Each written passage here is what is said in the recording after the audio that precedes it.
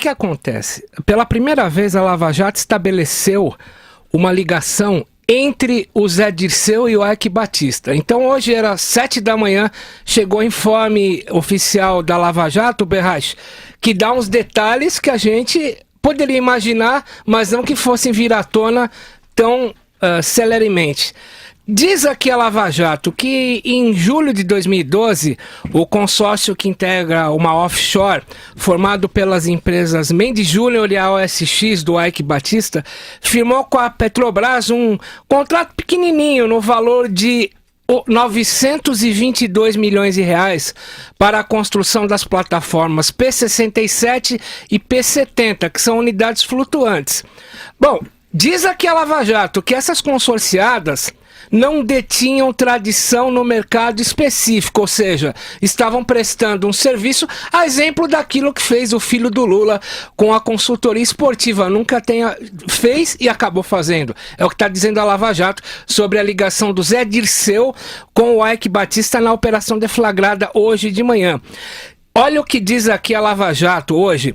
Colhe-se indícios de que 7 milhões de reais foram transferidos entre fevereiro e dezembro de 2013 pela Mendes Júnior para um operador financeiro ligado a um partido político e à diretoria internacional da Lava Jato. Prossegue aqui o informe, que constatou-se que 10 milhões passaram por uma empresa chamada Credencial Construtora, que havia sido tradicionalmente usada por José Dirceu, quando era ministro-chefe da Casa Civil, para o recebimento de vantagens indevidas. Bom, foram identificados, ainda segundo a Lava Jato, nesse esquema de quase 1 bilhão 922 milhões, mais 6 milhões que a Mendes Júnior repassou para um outro consórcio que envolve a Eike Batista. Portanto, é muito longo o informe, mas os detalhes evidenciam uma ligação ainda inédita entre o Eike Batista, o José Dirceu,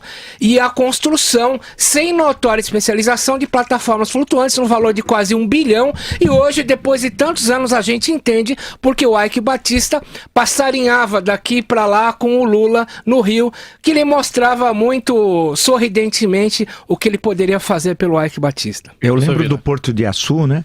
Que também foi uma novela, né? Essa história do Porto, tal, desse senhor Eike Batista. E lembro também aqui em Peruíbe, vocês devem se lembrar, em 2008, né? Em Peruíbe ele ia construir um porto em que o pier tinha 500 metros. Né? Era uma coisa maravilhosa. Ele foi lá, inclusive subornou os indígenas, porque tem uma comunidade indígena, indígena de filme B de Hollywood, mas tem uma comunidade indígena ali em Peruíbe. Ele foi lá para o cacique, que já que foi, tem uma placa lá no Ministério da Justiça, que precisava tirar a comunidade lá.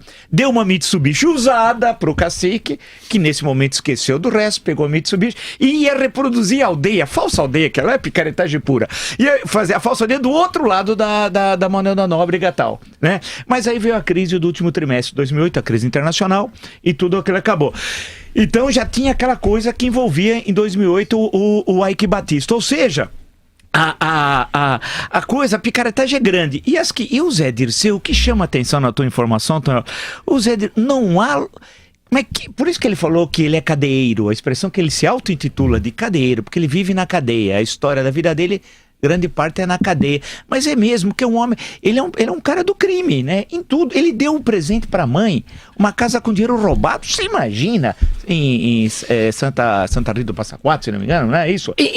O cara é bandido mesmo, e esse homem seria presidente do Brasil em 2010, se não tivesse o mensalão em 2005, graças a Roberto Jefferson. A gente tem de orar todo dia, 3 vezes por Roberto Jefferson, porque ele nos livrou do Zé Dirceu, viu? E se a gente lembrar como é que o Roberto Jefferson resolve falar, é quando numa reunião com o Zé Dirceu, o ex-ministro-chefe do Gabinete de Segurança Institucional, o general Jorge Félix, o Zé Dirceu pede que a ABIN grampeie o PTB para que o PTB vote com a base do PT, já que o PTB tinha os Correios e não precisava do dinheiro do mensalão. Eles grampeiam o Maurício Marinho, que sai na capa da Veja, o Roberto Jefferson fica louco da vida, sai por aí e acaba dando o furo para a Folha de São Paulo naquele dia 5 de junho. Ou seja, quem destruiu, ainda bem, o PT foi uma determinação do José Dirceu para que a Gabi grampeasse o Maurício Marinho e, consequentemente, o Roberto Jefferson, que era do PTB, descobriu e entregou a rapadura para todos nós, ainda bem. Valeu, Tonho.